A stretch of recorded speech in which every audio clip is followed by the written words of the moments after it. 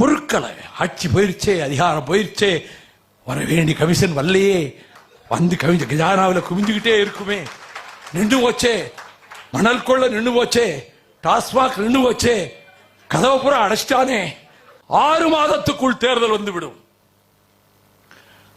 இந்த ஆட்சி நீடிக்காது, சபித்துக் கொண்டிருக்கிறார்கள்.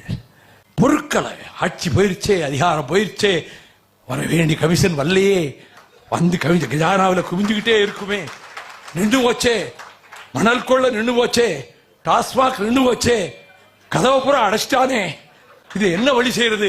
எப்படியாவது ஆட்சியை கவுத்துட்டு அதிமுக ஆட்சியில் உட்கார வச்சு நம்ம ஆதரவு கொடுப்போம். இப்படி ஒரு அரசியல் தற்கொலை முடிவை எந்த கட்சியும் எடுக்காது. நீங்கள் அப்படி முடிவெடுத்தீர்கள் என்று மார்க்சிஸ்ட் கட்சி அகில இந்திய பொதுச் செயலாளர் பேபி இன்டர்வியூல சொன்னார். தமிழக வெற்றி கழகம் ஒரு காலம் பிஜேபியின் பக்கம் சாயாது, அது எனக்கு முழு நம்பிக்கை இருக்கிறது. மதச்சார்பின்மையை பாதுகாக்க, சமூக நீதியை பாதுகாக்க அவர்கள் போர்க்களத்து சிப்பாய்களாக நிற்பார்கள். தமிழக வெற்றி கழகத்தினர். நான் ஒன்றை சொல்ல, என்னை கவலைப்பட வேண்டாம் என்று சொன்னார்.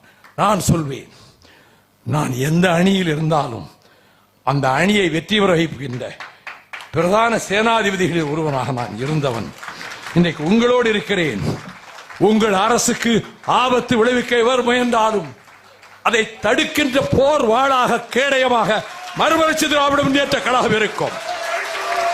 பித்தவரி அப்படி ஒரு நிலைமை ஏற்பட்டால் 180 இடங்களுக்கு குறையாமல் தமிழக வெற்றி கழக அணி கூட்டணி ஜெயிக்கும்.